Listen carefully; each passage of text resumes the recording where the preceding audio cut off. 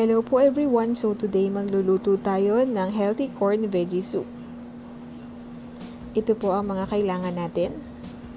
Mais, bulaklak at talbos ng kalabasa, pork cubes, onion, garlic, patis, at syempre ang ating cooking oil. Ngayon po ay pakuluan muna natin ang ating chopped pork sa kaunting tubig.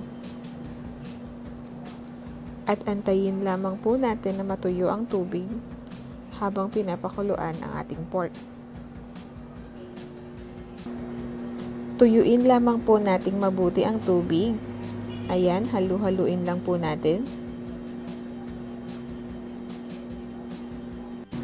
Kapag tuyo na, ay pwede na po nating lagyan ng kaunting mantika.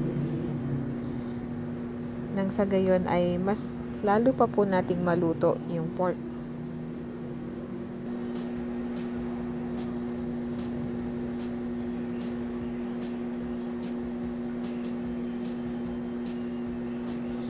So, antayin lamang po natin na maging golden brown yung ating pork.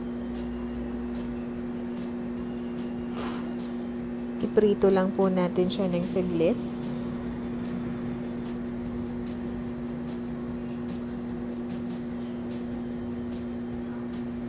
Ayan, so lutong-luto na po ang ating pork.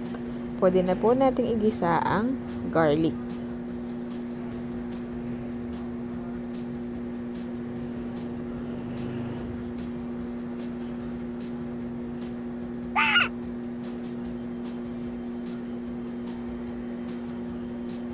And then, ilagay na po natin ang onion.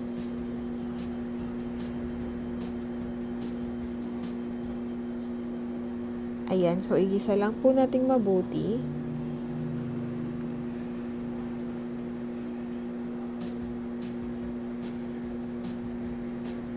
And kapag ready na po, ay pwede na po nating ihalo ang ating mais. So, 2 piraso po ito ng puting mais na kinayod at nilagyan ng kaunting tubig. Ayan, halu-haluin lang po natin.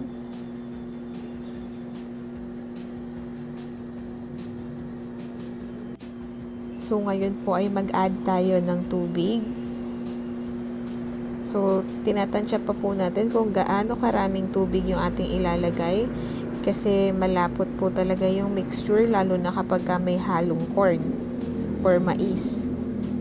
Ayan, halu-haluin lamang po natin para makita natin kung malapot pa ba yung ating mixture. Ayan, so dagdagan pa po natin ng tubig.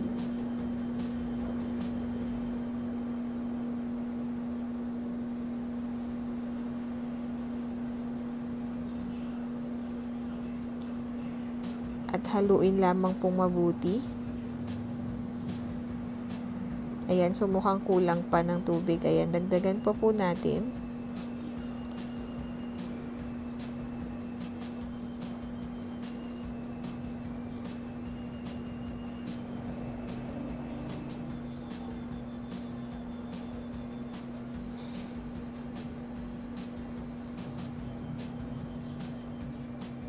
Ayan, so kung makikita nyo po, medyo malabnaw na yung soup.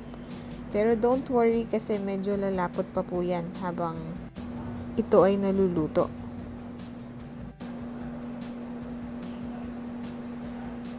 Pakuluin lamang po natin, antayin natin kumulo.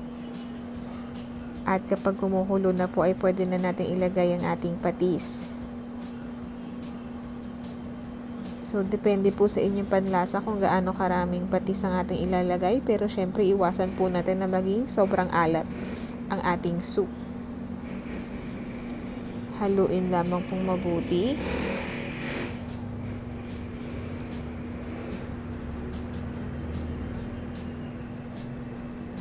Ayan, kung makikita nyo po, medyo lumalapot na ulit yung ating soup.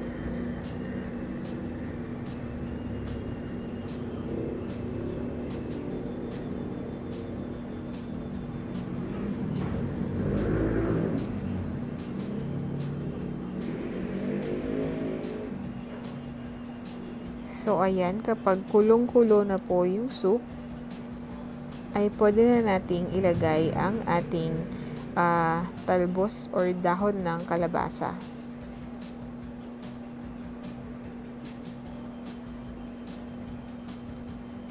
So, huli po nating ilalagay yung bulaklak ng kalabasa kasi mabilis lang siya maluto. So, palambutin lamang po natin ng kaunti yung dahon bago natin ilagay yung bulaklak. So, napaka-healthy po ng recipe na ito. Sana po ma-try nyo rin po sa inyong recipe. Ayan, magdadagdag pa po tayo ng tubig kasi medyo lumapot na po yung ating soup. Ayan, halu-haluin lamang po at antayin natin ulit kumulo.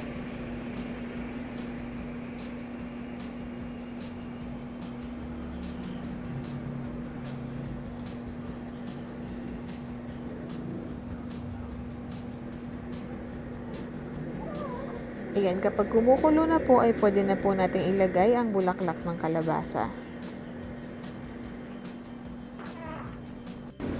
At pakuluan pa po natin ng ilang minuto. Ayan, takpan po muna natin. So, ayan, ngayon po ay luto na ang ating corn veggie soup. So, napaka-healthy po nito. So, ready na siyang i-transfer sa ating serving bowl. Perfect po itong ulam sa pananghalian, lalo na po kung malamig ang panahon.